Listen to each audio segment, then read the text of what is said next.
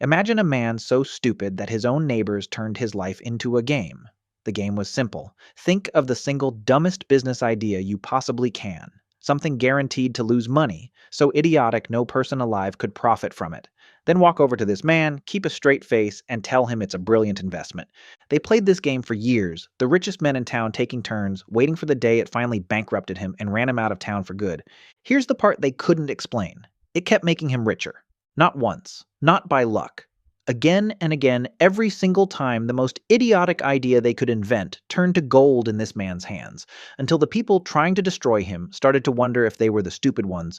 And by the end of this, you'll have to decide something people still can't agree on. Whether you just watch the luckiest fool who ever lived, or the most brilliant con man in American history, hiding in plain sight. His name was Timothy Dexter, and to understand why everyone was so sure he was an idiot, you have to start with where he came from. He was born in 1747, dirt poor, on a farm in Massachusetts. He got maybe a few months of schooling in his whole life. He could barely read, and he could barely write. At 8, he was working as a farmhand. At 16, he was apprenticed to a man who made leather goods, and that was his whole education. Dirt and leather. By every measure the world uses to size a person up, Timothy Dexter was nothing and was going to stay nothing. Except for one move, the first clue that maybe something else was going on. At 22, this penniless, barely literate leather worker somehow convinced a wealthy widow to marry him. She had money, she had a house, and just like that, Dexter had the one thing he'd never had: a stake.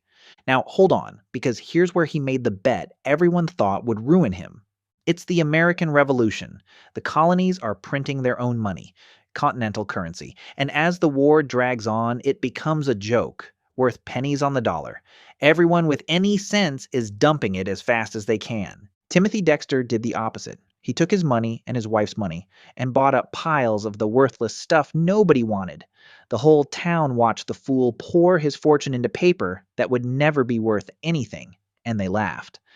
And then the war ended, a new country formed, and the new government's financial system gave holders of that discarded currency a path to trade it in and recover its value.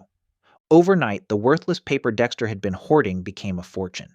He was suddenly, genuinely rich. And this is where the story gets uncomfortable, because a lucky idiot can win once. But Dexter was about to make a habit of it, and the more it happened, the harder it became to call it luck at all. Because now he had money, and wanted the one thing it couldn't buy: respect. He wanted in with the town's elite, and they wanted nothing to do with him. To them, he was a crude, uneducated embarrassment who'd stumbled into wealth he didn't deserve. So they came up with a plan. Dexter had started buying ships to become a proper merchant, and the merchants of Newburyport saw their opening. They'd feed him terrible advice, dressed up as insider tips, the most ruinous trades they could invent. He'd sink his fortune, lose everything, and finally be gone. Here was the first one. One of them suggested, straight-faced, that Dexter ship bed-warming pans to the West Indies. Think about how cruel that is. A bed-warming pan is a metal pan you fill with hot coals to warm a freezing bed on a New England winter night. The West Indies is a tropical paradise where it is never cold. It's like shipping snow shovels to the desert, a guaranteed total loss. Dexter loved the idea. He bought thousands of the pans, some accounts say over 40,000, and shipped them south. The merchants could hardly contain themselves. Finally. And then the ships came back, with a profit. Because Dexter's man on the ground took one look at these long-handled metal scoops with lids and realized they were perfect for ladling hot molasses in the booming sugar industry. He slapped new handles on them, called them molasses ladles, and the plantation owners bought everyone. Some ordered more. The trap had sprung on the people who said it. Now, if you're one of those merchants, you tell yourself it was a fluke. So you try again, harder. They told him to ship wool mittens to the same tropical islands. Idiotic. But his mittens sat in port exactly when a fleet of Asian merchant ships came through. Ships headed to cold Siberia, who bought the whole lot. They told him to ship stray cats to the Caribbean. A ship full of cats. What could be dumber? Except the islands were in the middle of a rat infestation, and the cats sold at a premium as pest control. And at this point, something changed. They weren't laughing at Dexter anymore. They were starting to study him, uneasy. because somehow every attempt to prove he was an idiot kept turning into evidence that he wasn't. So they stopped trying to be clever and reached for the most obviously, definitively stupid idea that had ever existed. They told him to ship coal, of all things, to Newcastle, and you have to understand what a savage insult that was. Newcastle was the coal capital of the world, so overflowing with it that carrying coals to Newcastle was already a phrase meaning to do something completely pointless. It was the townsfolk's masterpiece, the single most obviously doomed trade imaginable. Dexter shipped the coal, and his ships arrived in the middle of a miners' strike. The mines had stopped. The coal capital of the world had, for the first time in memory, run out of coal, and here came Dexter's ships, loaded with the one thing a desperate city needed and could not get. As the story goes, he sold it all at a massive premium, and sailed home with a barrel and a half of silver. He had turned the very definition of a pointless act into one of the most profitable trades of his life. Sit with the full weight of that pattern for a second. Every single time, the currency, the pans, the mittens, the cats, the coal, the worst idea in the world made him richer. The men who set out to ruin him had spent years handing him one fortune after another. One was heard to say the man could fall into a pit of manure and come up smelling of roses. So now we arrive at the question this whole video has been building to, the one people have never really been able to settle. Was Timothy Dexter a fool? The case that he was is strong, and it's not just the trades. Once he was rich, Dexter behaved like a man with no sense at all. He declared himself a lord in a country that had just fought a war to abolish nobility. He filled his mansion grounds with 40 enormous wooden statues of the great men of history, and standing right among them, a giant statue of himself inscribed, "I am the first in the East, the first in the West, and the greatest philosopher in the Western world."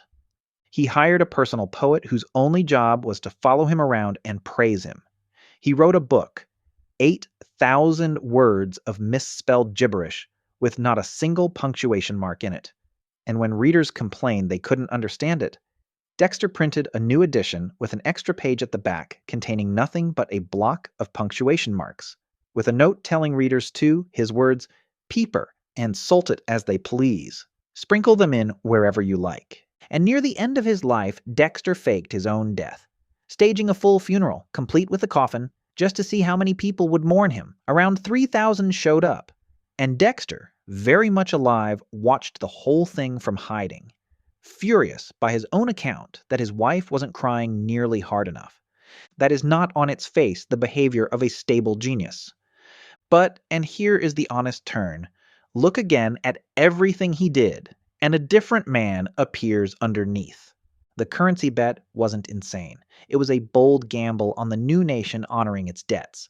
The absurd trades all shared one quiet thing. They worked because of timing, clever agents on the ground, and a man willing to take risks sensible people were too proud to touch.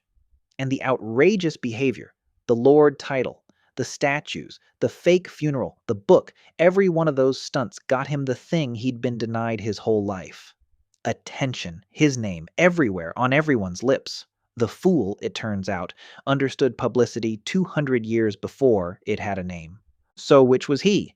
And the only honest answer is that we'll never know. And that's the whole point of him. Maybe he was a genuine idiot the universe refused to let fail. Maybe he was a sharp, strange man who figured out that if the elite won't let you in the front door, you buy your way to immortality by becoming the greatest spectacle anyone's ever seen.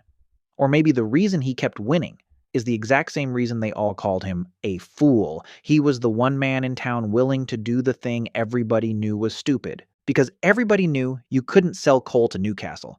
Everybody except the one man who actually tried.